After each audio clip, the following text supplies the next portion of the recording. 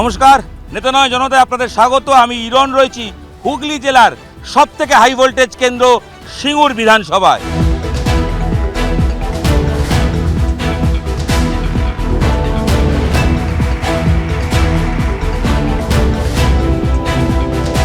দু সাল সিপিআইএম এর ভরা বাজার, সেই সময় সিঙ্গুর বিধানসভায় জিতেছিল তৃণমূল, ফুটেছিল জোড়া ফুল। তবে থেকেই সিঙ্গুরবাসী মমতা বন্দ্যোপাধ্যায়ের পাশে। 2006 জমি অধিগ্রহণ এবং তারপর তা নিয়ে আন্দোলন গোটা দেশ দেখেছে, আমজনতা তার সাক্ষী থেকেছে। এরপর কীরকম আছে সিঙ্গুর? যারা চাষিরা জমি ফেরত পেয়েছেন সেই জায়গায় চাষ করতে পারছেন? খোঁজ নেব নেতা নয় জনতায়। এবারের বিধানসভা ভোটে কোন ইস্যুতে ভোট দেবেন সিঙ্গুরের আমজনতা? আসুন কথা হোক নেতা নয় জনতায় সাধারণ মানুষের সঙ্গে। দিদি কিন্তু কোনোদিন শিল্প বিরোধী নয়, বা বলেনি যে সিঙ্গুর থেকে শিল্পকে তাড়িয়ে দেবো। আমাদের সিঙ্গুর দিদিরটারই আমরা ফেরত পেয়েছি। আমাদের এখানকার বিধায়ক খুব কাজ করেন। আমাদের এই রাস্তাটা পাকা রাস্তা হয়েছে, প্রত্যেক পোলে পোলে আলো হয়েছে, বাড়ি বাড়ি জল হয়েছে।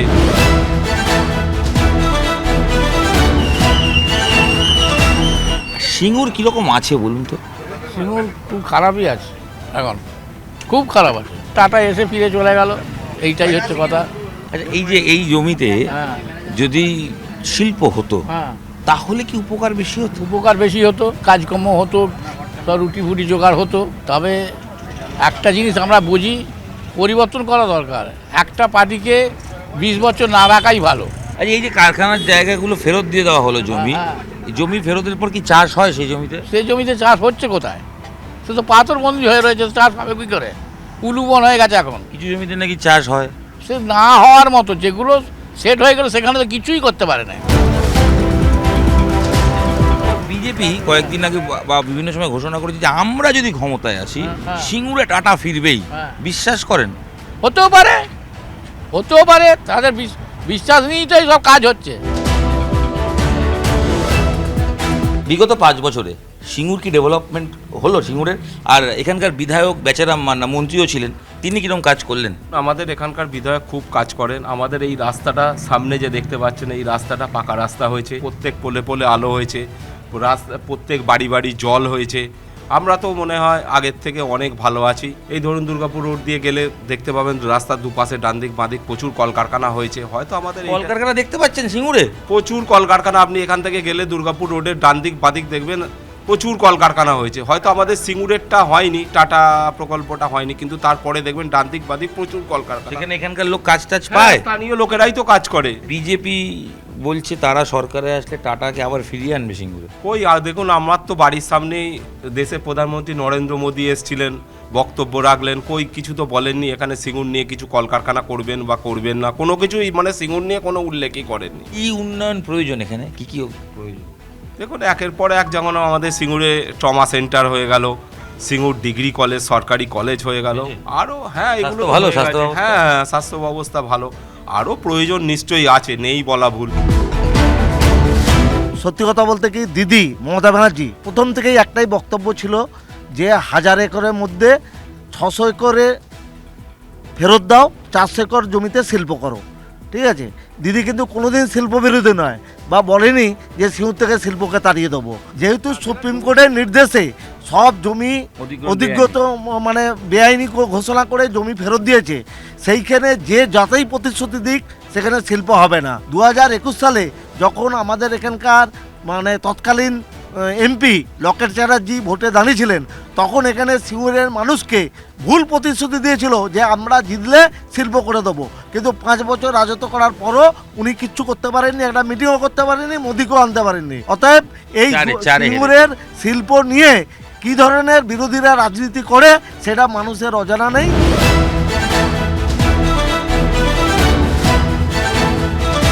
তৃণমূল সরকারের ক্ষমতায় আসা বা তৃণমূল কংগ্রেসের ক্ষমতায় আসা, সরকারে আসা, যার অন্যতম ভিত এই সিঙ্গুর আন্দোলন, সিঙ্গুর, সেই সিঙ্গুরের হাল কীরকম? সিঙ্গুরের হাল ভালো, সিঙ্গুরের হাল ভালো। ভালোটা কি কি ভিত্তিতে বলছেন? মানুষ উন্নতি করছে, দিদিমণি উন্নতি করছে, দিদিমণি মানুষজনকে দেখছে, এই কন্যাশ্রী, রূপশ্রী, তারপরে লক্ষ্মী ভাণ্ডার, এসবগুলো মানুষের অনেক কাজে লাগছে। যার আচ্ছা। জন্য মানুষ দিদিমণিকেই চায়।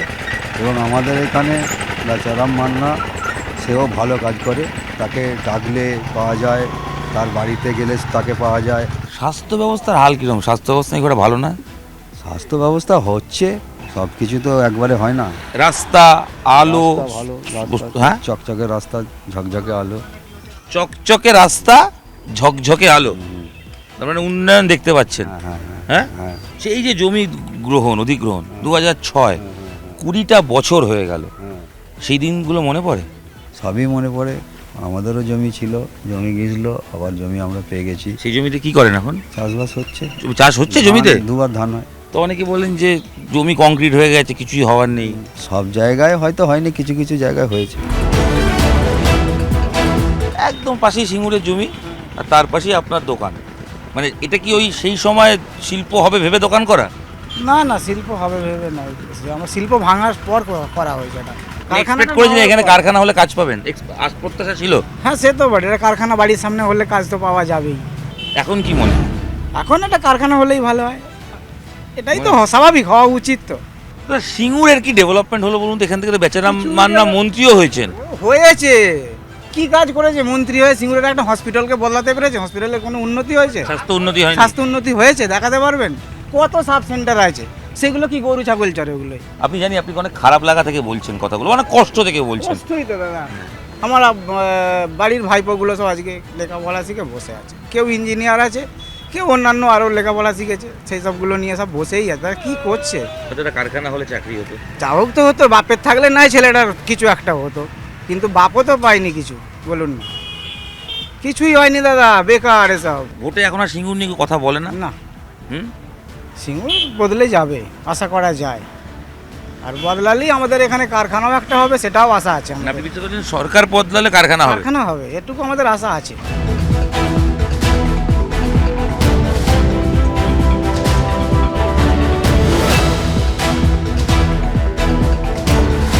দিদা কেমন আছেন?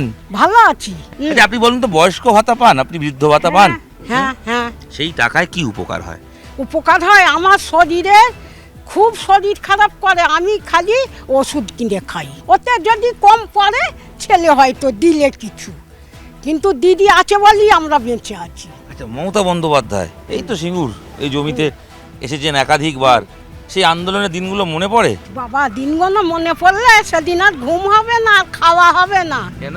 দিদি আমাদের সব কিছু, দিদি পথ দেখিয়েছে আমাদের। সিঙ্গু দিদির তারেই আমরা ফেরত পেয়েছি। মোদি এসেছিল জানেন তো? হ্যাঁ, সে তো এসেছি, লাইট আমাদের সামনের মাঠে। হ্যাঁ, তাও সে মুদি এলো, সে কোনো কথা শিল্প নিয়ে বললে না। ও হ্যাঁ? মোদি এখানে এলো, হ্যাঁ। কিন্তু সিঙ্গুরের জমি শিল্প না, কিচ্ছু বললো না তো? কিছু বলেনি। বলেনি। 100 দিনের কাজ করেছি, সে টাকা পর্যন্ত আমাদের দিলে না মোদি।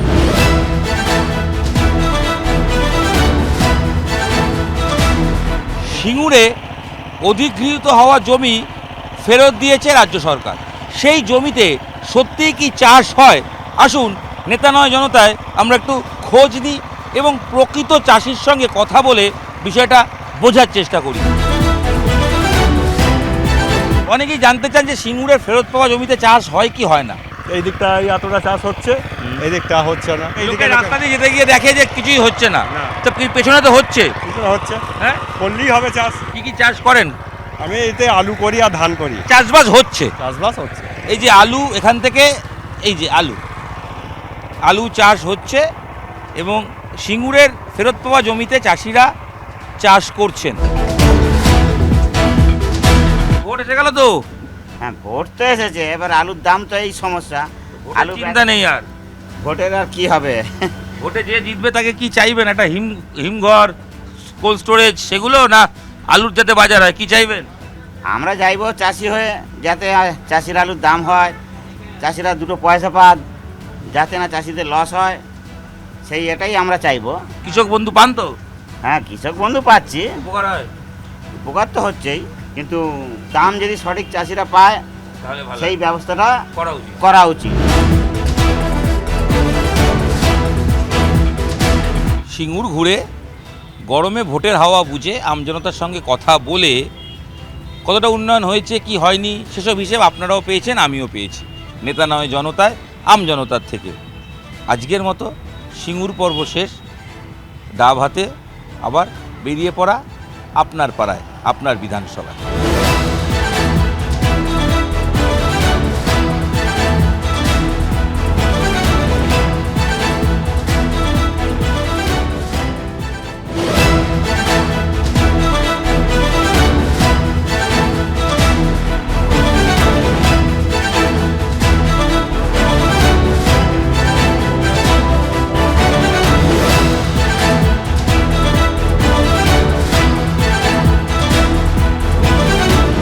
ভোট বাংলায় নেতাদের তর্জন গর্জন ভাষণ সে তো আপনারা সবাই শুনছেন, কিন্তু যাদের ভোটে নেতা নির্বাচিত হয় সেই জনতা জনার্দনের কথা কজন শোনে?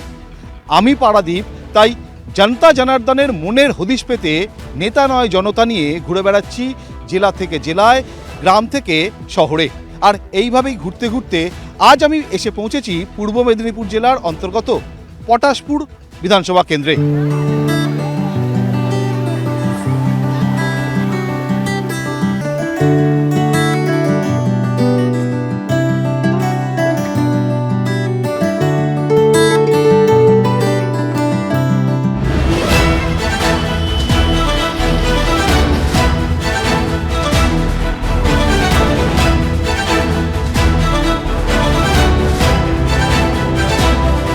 পটাশপুরের মানুষ তারা গত 5 বছর কি চেয়েছিল আর কি বা পেয়েছে, কতটাই বা পেয়েছে তার হদিশ নেব। একই সঙ্গে আগামী 5 বছর তারা কোন মাপকাঠিতে তাদের বিধায়ক নির্বাচন করবেন তারও খোঁজ নেব। বিজেপি তারা চক্রান্ত করে পশ্চিমবঙ্গের ক্ষমতায় আসতে চাইছে, এটা গণতন্ত্রের প্রতি অত্যন্ত ক্ষতিকারক। সরকারি টাকায় কোনো মন্দির মসজিদ কোনোটাই কিন্তু জনগণ চায় না। জনগণ চায় মানুষের শিক্ষা, স্বাস্থ্য এবং পূর্ত সব রাস্তাঘাট সব কিছু ঠিক থাকুক। এখানে যারা বলছে যে মমতা বন্দ্যোপাধ্যায় জগন্নাথ মন্দির, কালীঘাট মন্দির, এগুলো বাংলার ঐতিহ্য স্থাপনের জন্য চেষ্টা করছেন। দাদা না দিদি?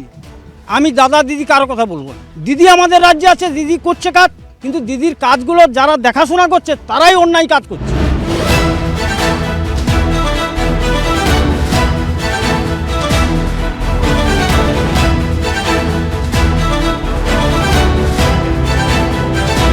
এই মুহূর্তে আমি পারাদীপ নেতা নয় জনতা নিয়ে রয়েছি পটাশপুরে, এবং পটাশপুরে যারা আম ভোটার, যারা সাধারণ মানুষ, জনতা জনার্দন, তারা আমাদের সঙ্গে রয়েছেন। কি ভাবছেন তারা, পটাশপুর কেমন আছে, আমি সেই প্রসঙ্গ দিয়েই শুরু করব আজকের নেতা নয় জনতা। পটাশপুর কেমন আছে? পটাশপুর ভালো নেই। আপনারা জানেন কেলেঘাই পটাশপুরের দুঃখ, সেই দুঃখ স্বাধীনতার আগে থেকে ছিল, এখনও বর্তমান। কোনো সরকারই সাধারণ মানুষের কথা ভাবছে না। পটাশপুর যে দুঃখে রয়েছে সেই দুঃখেই রয়েছে। সত্যিই কি ভালো নেই? একেবারে ভালো নেই। স্বাধীনতার আগেও ছিল না, আজও পর্যন্ত নেই। আমরা আগামী দিনে ভালো কিছু হবে এই আশায় বুক বেঁধে আছি। পটাশপুর সত্যই ভালো আছে। পটাশপুরে উন্নয়নের জোয়ার বইছে।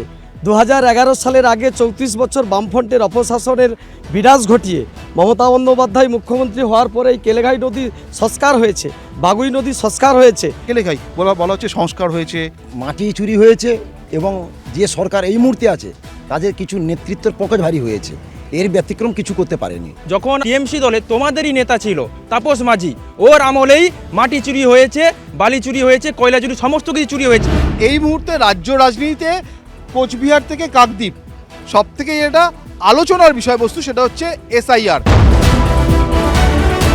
অত্যন্ত পরিকল্পিত বিজেপি তারা চক্রান্ত করে পশ্চিমবঙ্গের ক্ষমতায় আসতে চাইছে, এটা গণতন্ত্রের প্রতি অত্যন্ত ক্ষতিকারক। আমরা মনে করি পশ্চিমবঙ্গের সাধারণ মানুষ SIRকে মানবে না।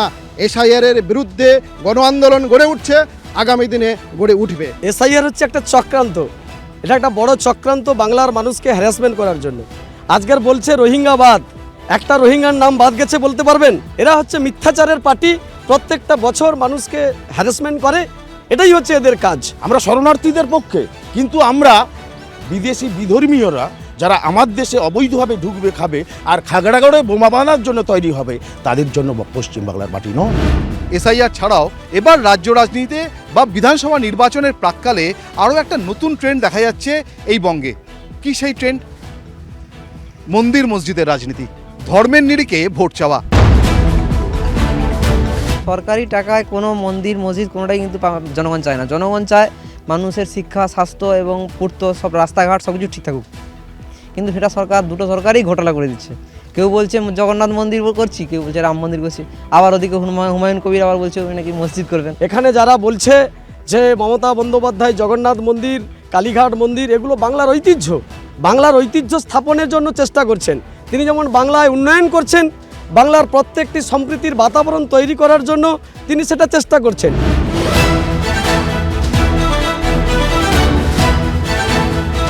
2021-এর আগে থেকে রাজ্য সরকার বিভিন্ন সরকারি প্রকল্প ঘোষণা করেছে। তার মধ্যে স্বাস্থ্যসাথী রয়েছে, তার মধ্যে লক্ষ্মীর ভাণ্ডার রয়েছে, তার মধ্যে কন্যাশ্রী রয়েছে, কৃষক বন্ধু রয়েছে, এমন বেশ কিছু প্রকল্প রয়েছে। কিন্তু 2026-এর বিধানসভা নির্বাচনের আগে সর্বাধিক চর্চা যে দুটি প্রকল্পকে ঘিরে, তার একটি হচ্ছে লক্ষ্মীর ভাণ্ডার, অন্যটি হচ্ছে যুবসাথী। লক্ষ্মীর ভাণ্ডারে বরাদ্দ বাড়ানো হয়েছে ঠিক ভোটের আগে আগে, এবং যুবসাথী প্রকল্প চালু করা হয়েছে। বাংলার মানুষ, পটাশপুরের মানুষ, পূর্ব মেদিনীপুরের মানুষ, তারা কি চোখে দেখছেন এই প্রকল্পকে? ভোটের চমক নাকি মানুষ সত্যিই সুফল পাচ্ছে? যদি সরকার সত্যিকারে জনদরিদ্র হতো তাহলে 15,000 করে টাকা দিত। আমরা 1,500 টাকা যে দিচ্ছে সরকার, আরও বেশি করে দিক আমরা চাই, যাতে একটা পরিবার সুস্থ সুন্দরভাবে বেঁচে খেয়ে পরে বাঁচতে পারে। এই প্রত্যাশা আমরা সরকারের কাছে করছি। কেন সরকারের যেটা দেওয়া দরকার কাজ, চাকরি, সেই কাজ এবং চাকরি কিছুই দিতে পারছে না, কি কেন্দ্র সরকার কি রাজ্য সরকার। এটা একমাত্র ভোটের চমক। মানুষ সত্যিই কোনো সুফল পায়নি। ফলে ভাতা নয়, কাজ চাই। বাড়িতে আমার ছেলেটা কাজ করে 30,000 টাকা মাথা উঁচু করে ইনকাম করবে, সেই পরিবেশটা চাই। যুবসাথীর ব্যাপারে যে অভিযোগটা উঠে এসেছে, আমি তো একজন বেকার ছেলে, আমাকে মাসে যদি 1,500 টাকা করে একটা সরকারি যদি আমি যদি সাহায্য পাই, সেই টাকাতে আমি কি করি বা আমরা কি করব? একটা চাকরির ফর্ম ফিল আপ করতে হলে যে টাকাটা লাগে সেটা আমি এখান থেকে ম্যানেজ করতে পারবো। টোটো ভাড়া করে, বাস ভাড়া করে যে আমরা দোকানে গিয়ে ফর্ম ফিল আপ করতে পাই, আমাদের ফর্ম ফিল আপ করতে যেতে হয়, তার জন্য আমরা কিন্তু সাহায্য পাচ্ছি। পূর্ব মেদিনীপুর মানেই শুভেন্দু অধিকারীর গড়। এবারে 2026-এর নির্বাচনে এই শুভেন্দু অধিকারী ফ্যাক্টর সেটা কি কাজ করবে, নাকি 2021-এর মতো এবারেও একই ধারায় বইবে পূর্ব মেদিনীপুর? অ্যাকচুয়ালি শুভেন্দু অধিকারীকে কেউ বিশ্বাস করেন। আপনারা জানেন, ক্লিপ খুললে পাবেন বিজেপি দূর হটো বিভিন্ন ক্লিপে ঘুরে বেড়ায়। আজকে সে বিজেপির নেতা হয়েছে এবং পশ্চিমবঙ্গে যে সাম্প্রদায়িক বাতাবরণ তৈরি করেছে, সেখানে শুভেন্দু অধিকারের সবচেয়ে বেশি অবদান। সেটা অত্যন্ত ভয়ঙ্কর, সেটা পশ্চিমবঙ্গবাসীর কাছে অত্যন্ত দুর্ভাগ্যের। শুভেন্দু অধিকারী গড় বলে কিছু নেই এখানে, শুভেন্দু বলে কিছু নেই। তিনি সর্বদাই মিথ্যাচার করেন, আর তিনি হচ্ছে সবথেকে দুর্নীতির বড় গাছ, গেড়ু। ওই দুর্নীতির গেড়ুকে যদি উপড়ে ফেলা যায় তাহলে এই পশ্চিমবাংলা বেঁচে যাবে। শুভেন্দু ম্যাজিক কাজ করবে 2026-এ? অবশ্যই। পশ্চিমবাংলার রাজনীতিতে চিরকালই মেদিনীপুর স্থান দখল করে এসছে। ফলে মেদিনীপুরের গড়ে আমরা 2024-এর লোকসভাতে প্রমাণ করে দিয়েছি। 16টার 15টা, পটাশটা বাকি ছিল। রাস্তার ছবিটা নিয়ে যান, নদীর ছবিটা নিয়ে যান, 16 নিয়ে পশ্চিমবাংলার পূর্ব মেদিনীপুরের ভাগ বাচ্চা রাজ্যের রাজনীতিতে নিয়ন্ত্রক শক্তি। রাজ্যের আইন শৃঙ্খলা, মহিলা নিরাপত্তা ঠিক কোন জায়গায় রয়েছে? আইন শৃঙ্খলা, মহিলা নিরাপত্তা 10-এ কত নম্বর দেবেন? 10-এ 0। কারণ কামদুনি থেকে, পার্ক স্ট্রিট থেকে আরম্ভ করে, আমার অভয়া থেকে আরম্ভ করে, আমার হচ্ছে মেয়েটা তামান্না, কোনো বিচার পায়নি। অঘটন ঘটবে কিন্তু দুষ্কৃতির বিচার হবে, শাস্তি হবে। কেন্দ্রীয় রিপোর্ট অনুযায়ী বাংলাতে কিন্তু নারী সুরক্ষা 1 নম্বরে আছে। এর থেকে আমি আর কি বলবো। আর অভয়ার কথা বলছে, অভয়ার কিন্তু প্রথমে ইনভেস্টিগেশন কিন্তু আমাদের রাজ্য পুলিশ করেছিল, 24 ঘন্টার মধ্যে অ্যারেস্ট করেছিল।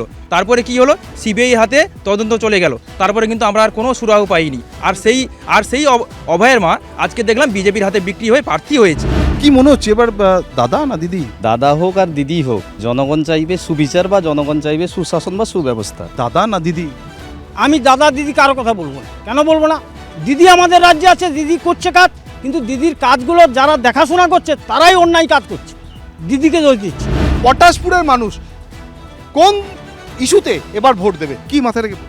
নারী সুরক্ষা, আইন শৃঙ্খলা, কর্মসংস্থান এবং রাজ্যে সঠিক উন্নয়ন, সার্বিক উন্নয়নের কথা ভেবে এবার অবশ্যই আমরা ভোট দেব। তবে এসআইআরের যেই বঞ্চনা, এ বঞ্চনাও কিন্তু মানুষ মনে রাখবে। পটাশপুরে উন্নয়ন হচ্ছে, শান্তি হচ্ছে, উন্নয়ন আর শান্তির পক্ষেই ভোট দেবে।